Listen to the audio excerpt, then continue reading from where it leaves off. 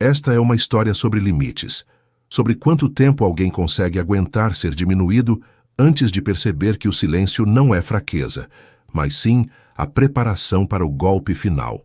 Vocês vão ver como uma humilhação pública durante um almoço de domingo se transformou no estopim para uma reviravolta jurídica e emocional, que deixou uma família inteira sem chão. Preparem-se, porque a satisfação de ver a justiça sendo feita aqui é imensa. Antes de começarmos essa história incrível, não se esqueça de curtir o vídeo, se inscrever no canal e contar pra gente nos comentários de onde você está ouvindo essa história. O cheiro de carvão queimando e picanha gorda pingando na brasa dominava o quintal daquela casa em Ribeirão Preto. Era um domingo abafado, daqueles em que o calor parece ter peso físico, grudando a camisa nas costas e fazendo o suor escorrer pela têmpora. O som alto de uma caixa de som Bluetooth distorcida tocava um sertanejo universitário antigo, competindo com as gargalhadas estridentes da minha tia Célia e o barulho de garrafas de cerveja batendo umas nas outras. Eram quase 2 da tarde, e a minha casa, ou o que eu, na minha ingenuidade, ainda chamava de lar, estava infestada. Havia pelo menos 30 pessoas ali, tios que eu via uma vez por ano, primos distantes que só apareciam quando tinha sua comida de graça e, claro, o núcleo do meu tormento diário, minha mãe, Elsa, e minha irmã mais nova, Larissa. Eu estava num canto, perto da pia de mármore sintético que eu mesmo havia instalado no mês anterior, tentando lavar uma montanha de pratos engordurados que parecia se multiplicar sozinha. Ninguém oferecia ajuda. Na verdade, a dinâmica daquela família sempre foi muito clara. Eu era a mão de obra, o financiador silencioso, o Ciosuds, burro de carga.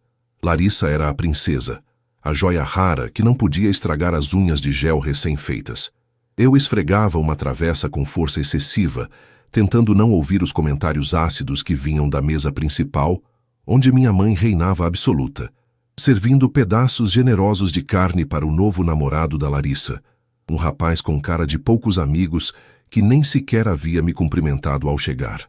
O Murilo é meio bicho do mato mesmo, não liga não. Ouvi a voz da minha mãe, Elsa, perfurar o barulho ambiente. Ela falava alto de propósito para garantir que eu escutasse. Desde pequeno é assim, ingrato. A gente faz de tudo, cria com todo amor, para marmanjo ficar de cara feia em dia de festa. Senti meu maxilar travar. O tudo que ela dizia ter feito incluía gastar a pensão deixada pelo meu pai em roupas de marca para a Larissa, enquanto eu comecei a trabalhar aos 16 anos numa oficina mecânica para comprar meus próprios cadernos da escola. Respirei fundo, sentindo o cheiro do detergente de limão se misturar com o aroma enjoativo do perfume doce da minha irmã, que se aproximou da pia não para ajudar, mas para pegar mais gelo. O advogado ligou cedo hoje, sabia? Larissa sussurrou, com um sorriso cínico nos lábios pintados de vermelho vivo. Ela balançou o copo de gin com especiarias na minha frente. Disse que a papelada da vovó finalmente vai sair. Mamãe já está fazendo planos para reformar a fachada. Acho que vamos derrubar esse seu quartinho dos fundos para fazer uma área gourmet decente. Ninguém merece essa sua bagunça aqui. Eu parei de esfregar. A água corrente gelava minhas mãos, mas meu sangue fervia. Elas não sabiam. Nenhuma delas fazia a menor ideia da realidade jurídica daquela casa ou do que meu avô materno, o único homem que realmente me amou naquela família, havia deixado estipulado em testamento. Eu mantinha o silêncio há 3 anos, acumulando provas, recibos, humilhações e extratos bancários.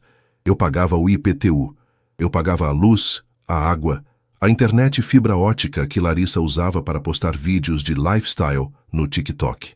Você não vai derrubar nada, Larissa, respondi, baixo, sem olhar para ela. O que você disse? Ela elevou a voz. Teatras, chamando a atenção da mesa próxima. Mãe, o Murilo está me ameaçando aqui. O quintal silenciou. Foi como se alguém tivesse desligado a música. Tia Célia parou com a coxinha de frango na metade do caminho até a boca. O tio Valdir abaixou a cerveja. Todos os olhos se voltaram para a pia. Elsa levantou-se da cadeira de plástico branca com uma agilidade surpreendente para quem vivia reclamando de dores nas costas. Ela veio marchando na minha direção, o chinelo estalando no piso de cimento queimado, o rosto vermelho não apenas pelo calor, mas por aquela fúria performática que ela adorava exibir. "O que foi agora, Murilo?" Ela gritou, parando a centímetros do meu rosto. Eu podia sentir o cheiro de cerveja barata no hálito dela. "Não posso ter um minuto de paz? Tenho que servir 30 pessoas, cuidar de tudo sozinha. E você ainda vem. Estragar o domingo da sua irmã? Eu não fiz nada, mãe. Ela que veio falar de derrubar meu quarto." Tentei argumentar, mantendo a voz calma, embora minhas mãos tremessem de raiva contida. "E se derrubar? Derrubou, a casa é minha." Ela berrou, batendo no peito. "Você vive aqui de favor. Já tem 25 anos na cara e não toma rumo, fica pendurado na minha saia." A mentira era tão grotesca que quase ri. Pendurado na saia. Eu pagava as compras do mês. Eu tinha comprado aquela geladeira inox de R$ 4.000 que estava na cozinha, mas contradizê-la na frente da plateia só pioraria as coisas. Eu sabia o script. Eu sempre fui o vilão necessário para que elas fossem as vítimas heróicas. Larissa, percebendo que tinha a vantagem, resolveu dar o cheque-mate. Ela colocou a mão no bolso do short jeans e fez uma cara de choque fingido. "Meu Deus, mãe!" Ela começou a choramingar, os olhos enchendo-se de lágrimas instantâneas, um talento digno de novela das 9. Meus R$ 200 sumiram. Estavam aqui no bolso. Eu ia pagar a manicure amanhã. Ela apontou um dedo trêmulo para mim. Foi ele. Só tinha ele aqui perto da minha bolsa quando eu fui pegar o gelo. Eu vi ele mexendo nas minhas coisas. O murmúrio correu pelos convidados. "Que vergonha!" Ouvi uma prima sussurrar. "Roubar a própria irmã", disse um tio. A injustiça daquilo bateu no meu peito como uma marreta. Eu ganhava 3 vezes mais que a Larissa. Eu não precisava roubar R$ 200, mas a lógica não importava ali. O que importava era o espetáculo. Elsa não pediu explicações. Não revistou o bolso da Larissa, onde o dinheiro provavelmente nem estava ou estava bem guardado. Ela apenas reagiu com a violência verbal de sempre. "Ladrãozinho!" Ela gritou e deu um tapa estalado no meu ombro. "Eu te dou teto, te dou comida e você rouba sua irmã?" "Eu não peguei dinheiro nenhum, mãe. Pelo amor de Deus, eu acabei de pagar a conta de luz de R$ 500 dessa casa. Por que eu roubaria 200? Tentei usar a razão, um erro fatal. "Não jogue na minha cara o que é sua obrigação", ela esbravejou, os olhos arregalados de ódio. Então, ela olhou em volta, para a plateia de 30 parentes que assistiam à cena como se fosse um reality show. Ela precisava reafirmar seu poder. Precisava me humilhar para se sentir grande. Ela estufou o peito, apontou o dedo indicador para o chão, como se falasse com uma criança de 5 anos, e não com um engenheiro civil formado. "Você vai para o seu quarto agora." O grito dela falhou um pouco no final, mas recuperou a força. "Você está de castigo, Murilo. De castigo. Até pedir desculpas de joelhos para a sua irmã e devolver cada centavo. E não sai de lá nem para jantar." Houve um segundo de silêncio absoluto. E então, alguém riu. Acho que foi o namorado da Larissa. Depois o tio Valdir soltou uma gargalhada. E logo, o quintal inteiro estava rindo. Riam do marmanjo de 25 anos sendo mandado para o castigo pela mamãe. Riam da minha submissão. Riam da minha derrota. Senti meu rosto arder, como se tivesse sido encostado na grelha da churrasqueira. A vergonha era uma onda quente e nauseante. Larissa sorria por trás da mãe, um sorriso vitorioso, cruel, de quem sabia que tinha o controle total da situação. Elsa me olhava com desprezo, esperando que eu explodisse, que eu gritasse, que eu desse a ela mais munição para se fazer de vítima sofredora. Mas, naquele momento, algo quebrou dentro de mim. Ou melhor, algo se consertou.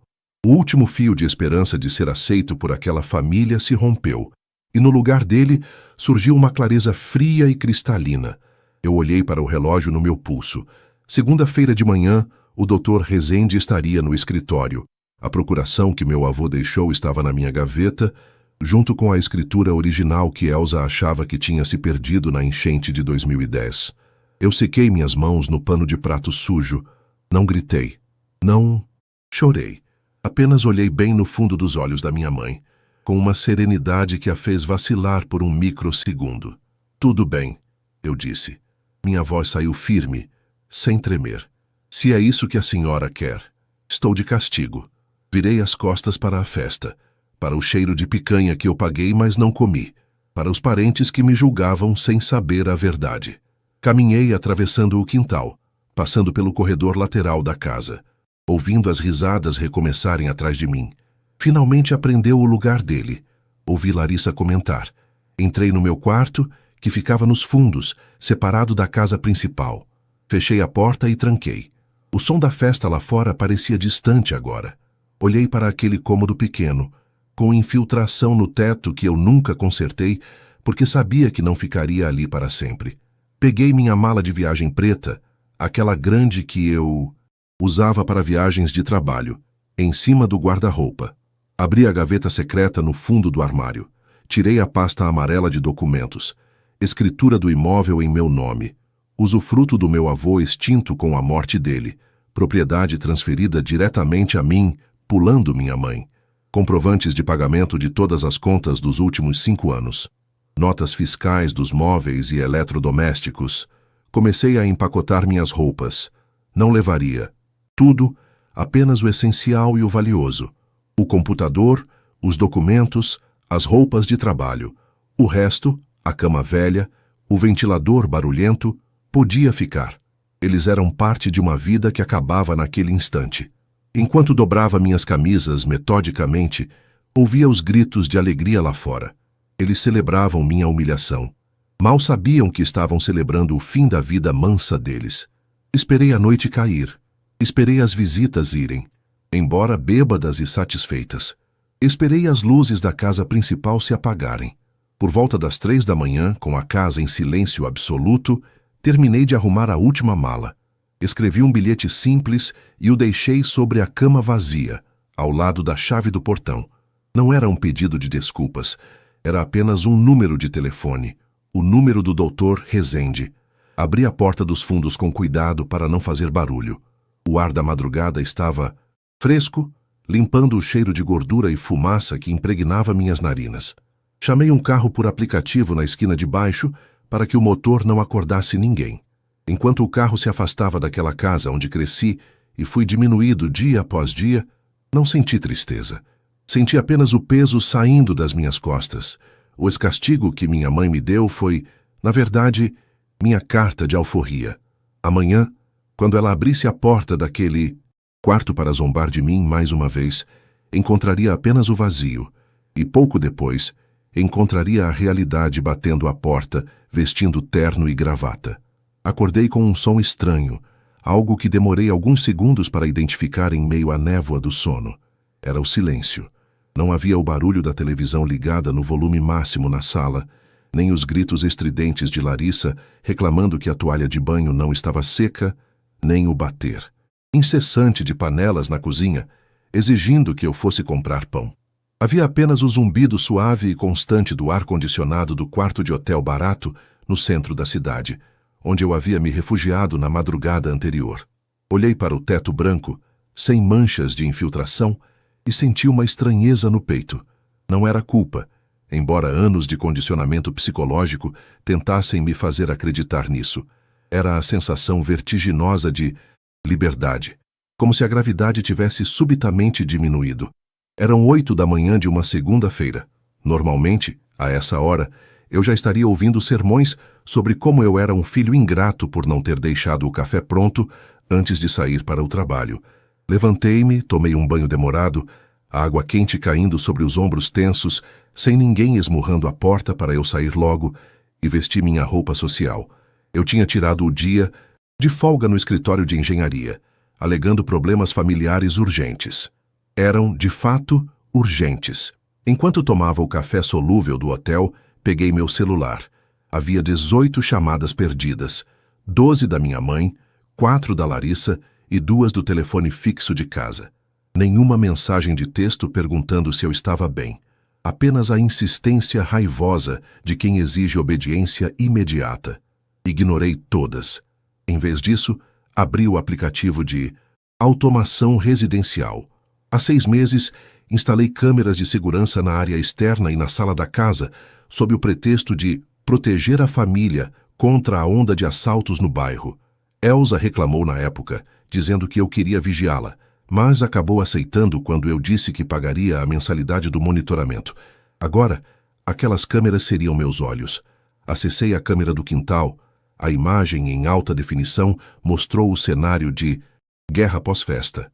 Garrafas de cerveja reviradas no chão, pratos de plástico voando com o vento, a grelha da churrasqueira ainda suja de gordura, atraindo moscas.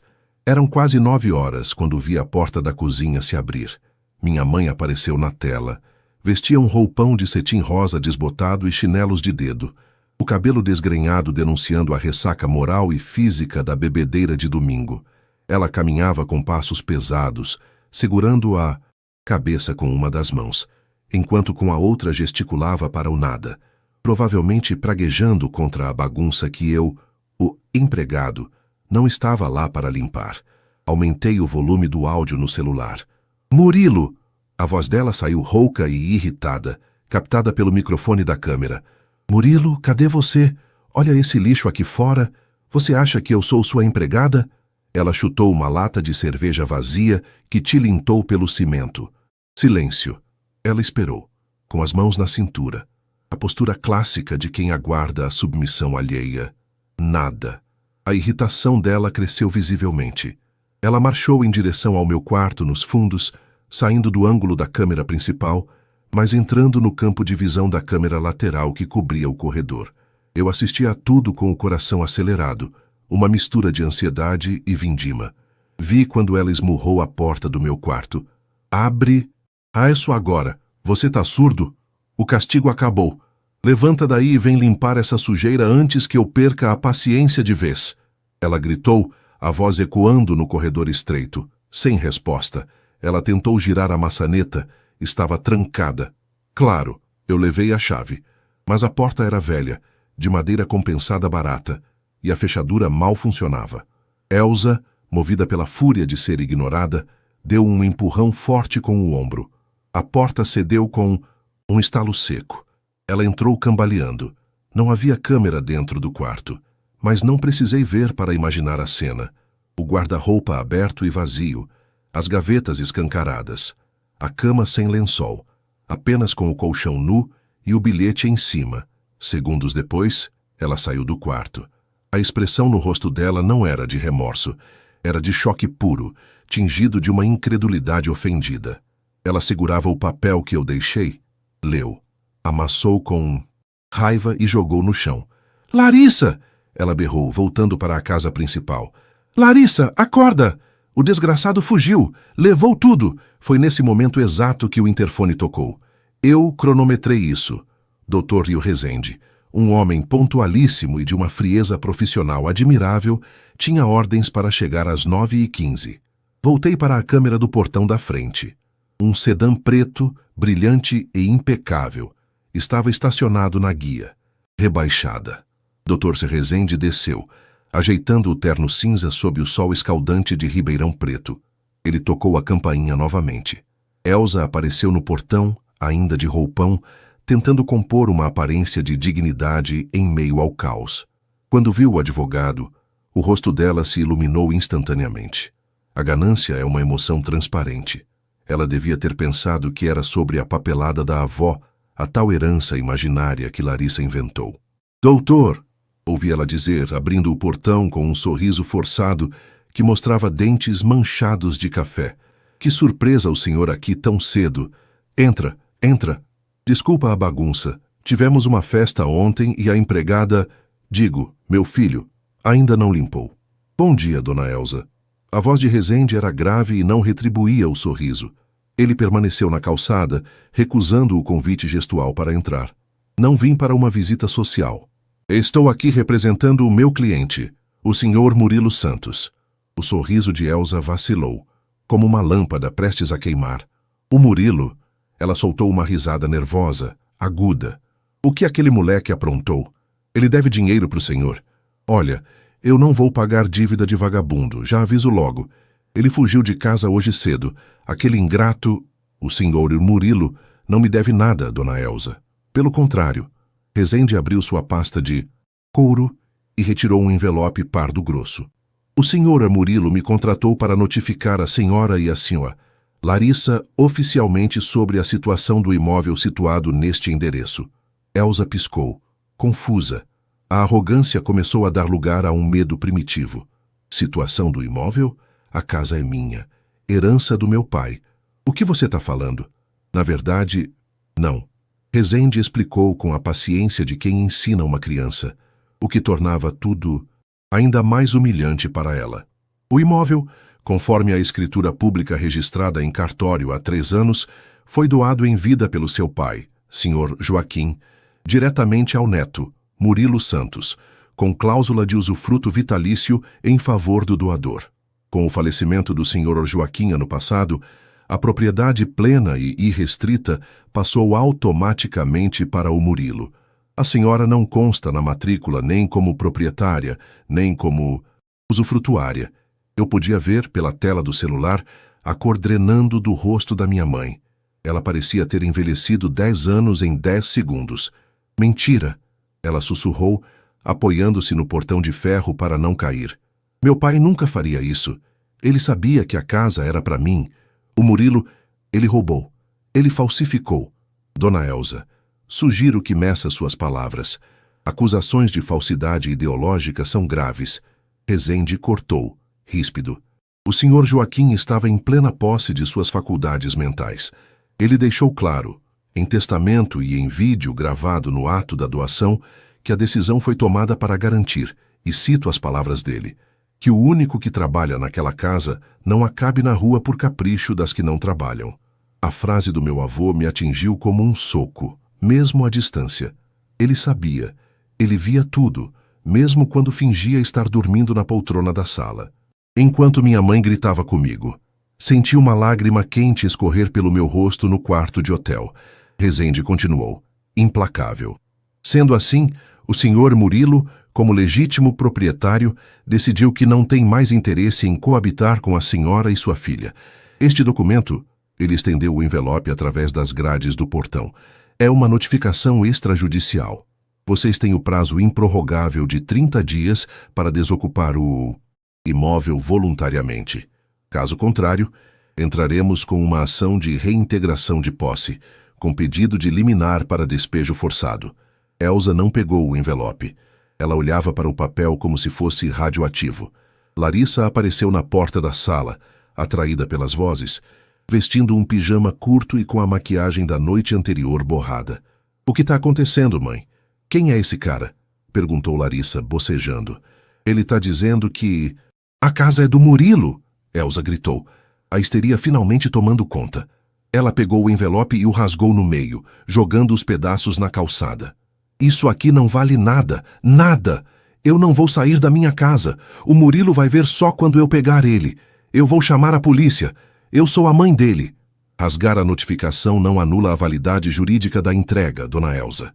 Tenho fé pública e a entrega está gravada. Rezende apontou discretamente para a câmera de lapela em seu terno, além de saber que eu assistia pelas câmeras da casa. Além disso, a partir de hoje, o Sr. Murilo suspendeu o pagamento de todas as utilidades que não são de responsabilidade do proprietário quando o imóvel está ocupado por terceiros sem contrato de locação. Sugiro que regularizem a energia e a internet em seus nomes o quanto antes. Tenham um bom dia. O advogado virou as costas e caminhou calmamente até o carro. Elsa ficou gritando na calçada, uma figura patética de roupão rosa, xingando o advogado, o meu avô morto e, principalmente, a mim. Larissa pegou os pedaços de papel do chão, lendo com os olhos arregalados, a ficha finalmente caindo. Fechei o aplicativo da câmera. Minha mão tremia, mas não de medo. Tremia de adrenalina. Peguei o controle remoto da TV do hotel e liguei em um canal qualquer, apenas para ter ruído de fundo. 5 minutos depois, meu celular tocou. Era ela. Dessa vez atendi. Murilo! O grito dela estourou no alto-falante. O que você pensa que está fazendo? Ficou louco? O advogado veio aqui dizer umas asneiras. Você vai voltar aqui agora, pedir desculpas e desfazer essa palhaçada. Você vai ser preso por falsificação. Respirei fundo. Pela primeira vez na vida, a voz dela não me causou pânico. Parecia o latido de um cachorro pequeno e distante. Não tem falsificação nenhuma, mãe, respondi, minha voz assustadoramente calma. O vô sabia quem vocês eram. E eu também sei. A notificação é real. Vocês têm 30 dias. E mãe, o que, seu moleque atrevido? A internet corta ao meio-dia. E a luz? Eu pedi o desligamento para amanhã. Acho bom a Larissa usar o 4G dela para procurar um apartamento, porque o dinheiro da minha conta, ela não vê nunca mais. Murilo, espera, não faz isso. Ela mudou o tom, tentando um desespero choroso, mas eu não deixei ela terminar. Desliguei. Bloqueei o número. O de castigo tinha acabado. A guerra tinha começado. E eu tinha acabado de lançar a primeira bomba nuclear. Mas eu sabia que elas não sairiam sem lutar sujo. Larissa tinha contatos. E minha mãe tinha a habilidade de manipular qualquer um com sua narrativa de pobre viúva. Abandonada.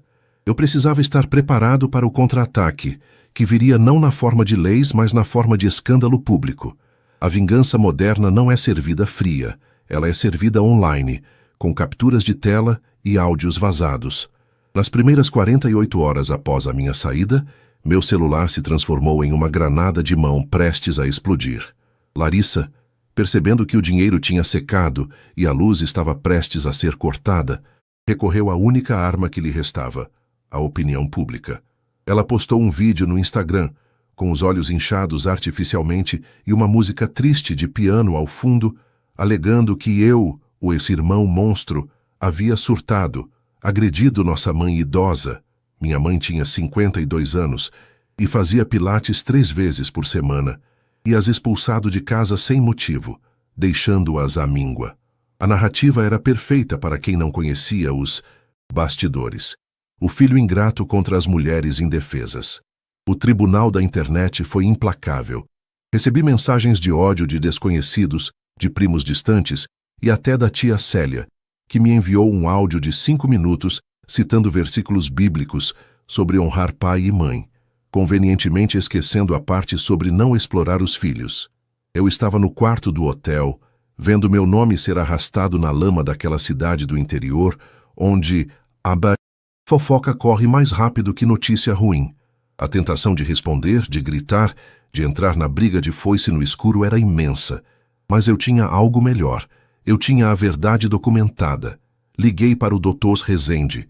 Ele, com sua calma cirúrgica, me aconselhou a não responder diretamente, mas a emitir uma nota de esclarecimento judicial. Eu fui além. Peguei as imagens da câmera de segurança do domingo do churrasco, o vídeo que mostrava claramente minha mãe me humilhando, me batendo e a risada geral dos parentes, e enviei no grupo da família no WhatsApp, aquele mesmo grupo onde estavam todos os 30 convidados que riram de mim. A legenda foi simples: a verdade tem som e imagem. Qualquer nova calúnia postada pela Larissa resultará em processo criminal por difamação. O despejo continua valendo. O silêncio que se seguiu no grupo foi ensurdecedor.